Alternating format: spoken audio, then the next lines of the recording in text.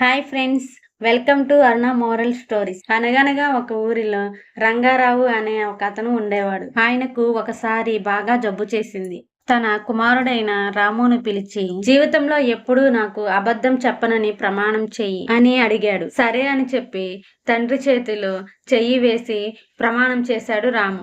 ఒకరోజు రాము అడవి మార్గాన పట్టణానికి వెళ్ళుచుండగా దోపిడీ దొంగలు అతన్ని చుట్టుముట్టారు. వారిలో ఒకడు, నీ దగ్గర ఏమున్నాయని అడిగాడు.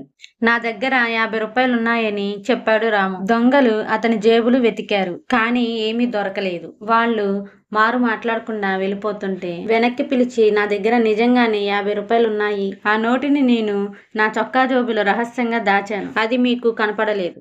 ఇదిగో తీసుకోండి అంటూ 50 రూపాయల నోటు వారి చేతికి ఇవ్వబోయాడు. ఆ దొంగల ముఠా నాయకుడు రాము నిజాయితీకి సంతోషపడి రాముని మెచ్చుకున్నాడు.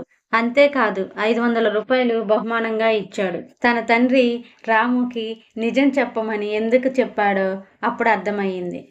ఈ స్టోరీ కనుక నచ్చితే నా ఛానల్ని సబ్స్క్రైబ్ చేయండి, షేర్ చేయండి, లైక్ చేయండి. Thank you.